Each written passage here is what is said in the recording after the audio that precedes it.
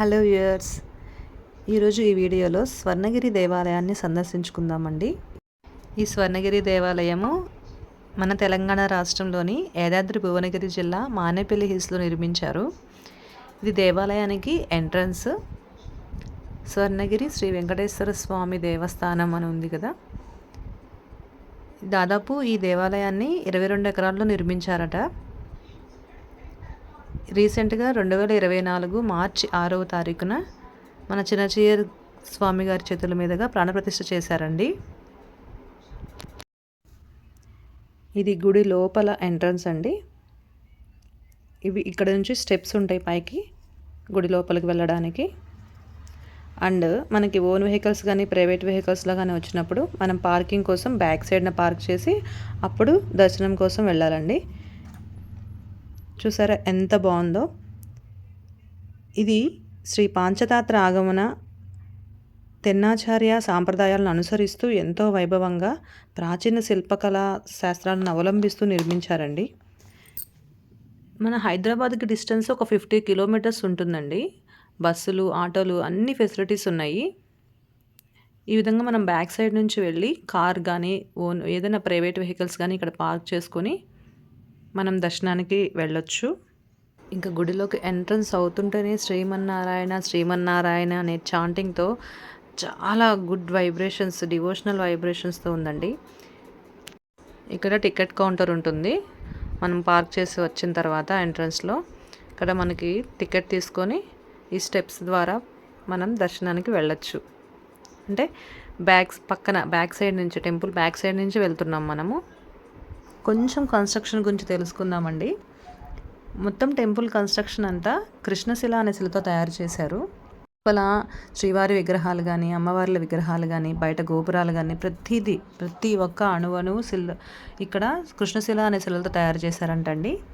ఇది కన్స్ట్రక్షన్ జరిగేటప్పుడు 2-3 చిన్న చిన్న సంఘటనలు దేవుడు ఆశీర్వదిస్తున్నట్లుగా, దేవుడే చేయించుకుంటున్నట్లుగా కొన్ని జరిగినాయి అంట. వీళ్ళు ఈ మల్లాపల్లి చారిటబుల్ ట్రస్ట్ వాళ్ళు చెప్తూ ఉన్నారండి. ఏం జరిగిందంటే గర్భగుడి కన్స్ట్రక్షన్ కోసము తవ్వుతారు కదా, మట్టి తవ్వినప్పుడు కింద పెద్ద స్టోన్ బయటపడిందంట. ఎంతవరకు అయితే గర్భగుడి ఉంటుందో అంతవరకు. అంటే వాళ్ళు ఏమంటారంటే దేవుడు ముందుగానే నిర్ణయించాడు ఈ ప్లేసు టెంపుల్ కట్టించుకోవడానికి అని. అలానే అనిపిస్తుంది కదండి మనకు కూడా వింటుంటే. అండ్ ఇంకొకటి, శ్రీవారి విగ్రహాన్ని స్థాపిస్తారు కదండి, ఆ టైంలో కూడా ఒక గరుడ పక్షి వచ్చి అలా స్థాపించినంతసేపు గరుడ పక్షి వచ్చి ప్రదక్షిణ చేసిందంట చుట్టూ మొత్తం. ఆ స్థాపన అంతా జరిగిన తర్వాత చూస్తే పక్షి లేదు అక్కడ. అట్లా చిన్న చిన్న సంఘటనలు అయితే జరిగినాయి అంట. 2-3 సంఘటనలు అయితే వాళ్ళు మనతో షేర్ చేసుకున్నారు. అండ్ ఇంకొకటి కన్స్ట్రక్షన్ జరిగేటప్పుడు జరిగే టైంలోనే గర్భగుడిలోకి ఒక 7.7 మినిట్స్ సూర్యకిరణాలు వచ్చి అయ్యవారి పాదాల దగ్గర 7 మినిట్స్ ఉన్నాయంట, ఎర్లీ మార్నింగ్ 7 టైంలో. ఇది కూడా యాదృచ్ఛికమే. ఈ 3 విషయాలు మాత్రం చెప్తున్నారు. అండ్ ఇప్పుడు మనం ఇక్కడ ఫోన్ డిపాజిట్ చేసి దర్శనానికి వెళ్ళాలండి. అండ్ మనం టెంపుల్లోకి వెళ్ళే ముందే కొబ్బరికాయలు బయట గరుత్మంతుడు ఉంటాడు కదండి, గరుత్మంతుడు బ్యాక్ సైడు కొబ్బరికాయలు కొట్టేసి అప్పుడు దర్శనానికి వెళ్ళాలి. అండ్ పక్కనే విఘ్నేశ్వరుడు కూడా ఉంటాడు, టెంపుల్ పక్కనే విఘ్నేశ్వరుడు కూడా దర్శించుకొని అప్పుడు గుడిలోకి వెళ్ళచ్చు. ఇది ఇందాక రథం చూసాం కదండి, దాన్ని డెకరేషన్ చేస్తూ ఉన్నారు.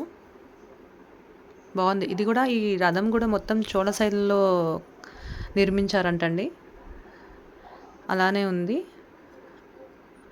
మన పాతకాలంలో ఉన్న పల్లవులు, విజయనగరం, చోళలు, చాళుక్యులు వాళ్ళ శైలి అంతా ఈ టెంపుల్స్లో చూపించారు. ఇది విఘ్నేశ్వరుడు, విశ్వక్సేన విఘ్నేశ్వరుడు అంటండి. మనం కొబ్బరికాయ కొట్టి వచ్చి ఇక్కడ విఘ్నేశ్వరుని దర్శించుకొని అప్పుడు దర్శనానికి వెళ్ళొచ్చు. ఇవి ఫ్రంట్ సైడ్ నుంచి ఉండే స్టెప్స్ అండి.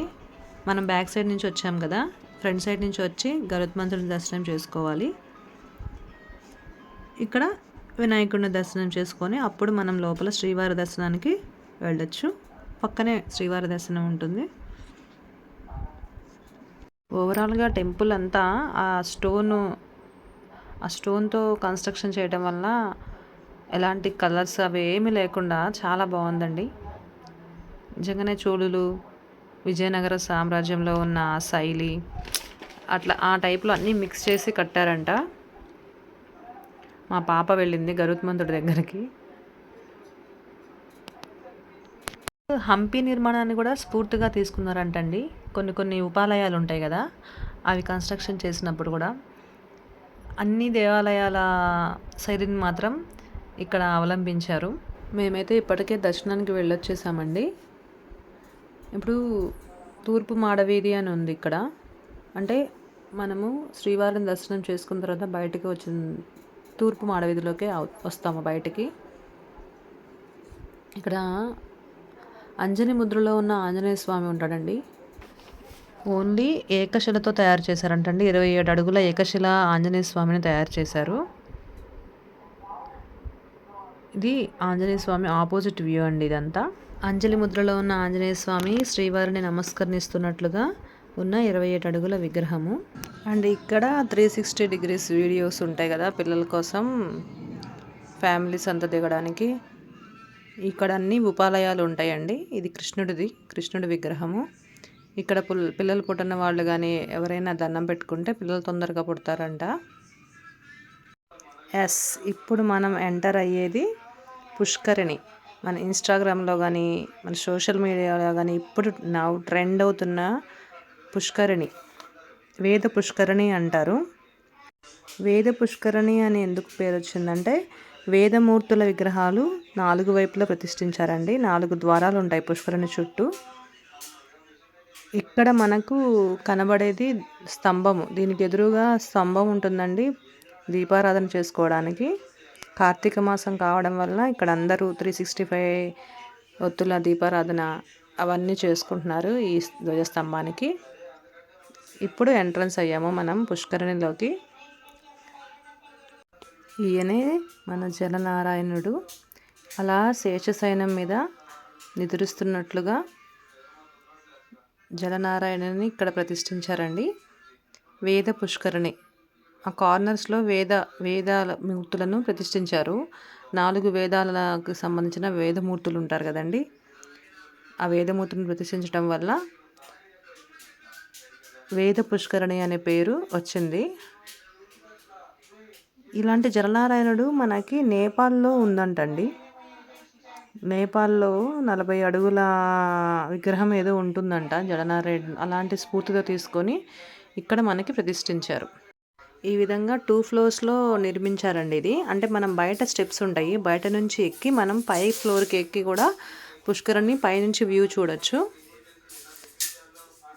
ఇలా జలనారాయణుడు శేషశయనం మీద శంకు చక్రాలతో పడుకున్నట్లుగా ఉన్న విగ్రహం చాలా బాగుందండి. అండ్ ఇక్కడ విగ్రహాలు లోపల ప్రాణప్రతిష్ఠ చేసిన విగ్రహాలు కానీ ఇలా బయట ఉపాలయాల్లో ఈ జలనారాయణని కానీ కృష్ణశిలలతో తయారు చేశారంటండి. కృష్ణశిలల్లోనే 2 టైప్స్ ఉంటాయి. మన లోపల విగ్రహాలు కానీ ప్రతిష్టాపన జరిపే విగ్రహాలు కానీ మన ఉపాలయాల్లో ఉన్న విగ్రహాలు కానీ తయారు చేయడానికి ఒక శిల అయితే, బయట గోపురాలు ఇలాంటి పిల్లర్స్ తయారు చేయడానికి ఒక శిలని ఉపయోగిస్తారంట. సో మన ప్రాణప్రతిష్ఠ జరిగించడానికి తయారు చేసే విగ్రహం వేరుంటుంది. అందుకనే ఆ ప్రాణప్రతిష్ఠ జరిగిన విగ్రహాలకి అంత పవర్ వస్తుంది. అండ్ దర్శించుకోవడానికి మాత్రం భక్తులు మాత్రం రోజు రోజుకి పెరుగుతూ ఉన్నారంటండి. రోజుకి వచ్చేసి 20,000 పైనే దర్శించుకుంటున్నారంట శ్రీవారిని. ప్రాణప్రతిష్ఠ జరిగిన కొద్ది రోజులకే మన సోషల్ మీడియా వల్ల మాత్రం, ముఖ్యంగా ఈ వేద పుష్కరిణి వల్లనే చాలా ట్రెండ్ అయిందండి ఈ టెంపుల్ స్వర్ణగిరి. అంటే ఇక్కడ జరిగిన అద్భుతాలు కూడా అంతే ఉన్నాయి. ఇంతకుముందు నేను చెప్పాను కదా, మీతో షేర్ చేశాను కదా, విగ్రహాన్ని స్థాపించేటప్పుడు గరుడ పక్షి రావడం, భీష్మ ఏకాదశి రోజు సూర్యకిరణాలు అవ్యవారి పాదాల మీద పడటం, ఇలాంటివి బండ దొరకటం, ఆ గర్భాలయంలో తవ్వేటప్పుడు పెద్ద బండరాయి దొరకటం, ఇవన్నీ ఇంత తక్కువ సమయంలో ఇంతమందికి ఈ టెంపుల్ తెలియడం కూడా ఒక అద్భుతం. అంటే దేవుడు కావాలని ఇక్కడ గుడి కట్టించుకున్నాడు, వాళ్ళతో కట్టించాడు అనడానికి ఇదే నిదర్శనం అండి. ఇక్కడ కాంప్రమైజ్ అవ్వకుండా పాత కాలంలో ఉన్న చోళులు, శైలులు, పల్లవులు వాళ్ళకి సంబంధించిన ఆ ఆర్కిటెక్చర్‌ని, ఆ శైలిని తీసుకురావడంలో ఎక్కడా కాంప్రమైజ్ అవ్వకుండా గోపురాలు గానీ, వాళ్ళు వాళ్ళు స్టార్ట్ చేసినప్పుడు కన్‌స్ట్రక్షన్ చిన్న గుడి అనుకున్నారంట. అది ఆయన వెంకటేశ్వర స్వామి ఎలా కట్టించుకోవాలో అలా కట్టించుకున్నాడు టెంపుల్‌ని మాత్రం. చాలా బావుందండి. తప్పకుండా ప్రతి ఒక్కళ్ళు సందర్శించుకోవాల్సిన స్వర్ణగిరి టెంపుల్. ఇది మనకి యాదాద్రి దగ్గరలోనే ఉందండి. ప్రతి ఒక్కరూ తప్పకుండా వెళ్ళండి.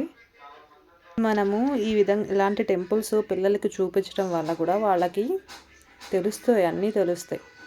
ఎట్లా అంటే అంతకుముందు టెంపుల్స్ ఎలా ఉండేయి, ఎలాంటి శిల్పకళా నైపుణ్యాలు ఉండేవి, ఇవన్నీ వాళ్ళకు కూడా మనము ఎక్స్ప్లెయిన్ చేయొచ్చు. వాళ్ళకి కూడా కొంచెం ఆధ్యాత్మికంగా కొన్ని విషయాలు తెలుసుకుంటూ ఉంటారు. ఇప్పుడు మేము పుష్కర్ నుండి బయటకు వచ్చేసి మళ్ళీ బ్యాక్ సైడ్ నుంచి బయటకు వెళ్ళిపోతున్నాము. ఇంతకుముందు నేను రథం చూపించాను కదా, టెంపుల్ ఆపోజిట్లో రథాన్ని అలంకరిస్తున్నట్లు అది రథం పెట్టే ప్లేస్ అండి అది. వీడియోని కొంచెం ఫాస్ట్ ఫార్వర్డ్లో పెట్టేశాను, లెంత్ అవుతుందని వీడియో. ఇప్పుడు మనకు ఎదురుగా రెడ్ కలర్లో కనిపిస్తుంది కదండి, అది నిత్య కళ్యాణ వేదిక. మన తిరుమలలో జరిగినట్లే నిత్యం ఎప్పుడు శ్రీనివాస కళ్యాణం జరుగుతూ ఉంటుంది. మనం దర్శనం చేసుకొని వచ్చిన తర్వాత ఇక్కడ కళ్యాణాన్ని కొంచెం సేపు చూసుకొని మనం వెళ్ళిపోవచ్చు. పైన మొత్తం డిజైన్ ఆర్కిటెక్చర్ అంతా మీకు చూపిస్తున్నాను. లోపల ఎంట్రీ అవ్వగానే లైటింగ్, వెంకటేశ్వర స్వామి వారి విగ్రహాలు, కళ్యాణ విగ్రహాలు మాత్రం చాలా బాగున్నాయండి.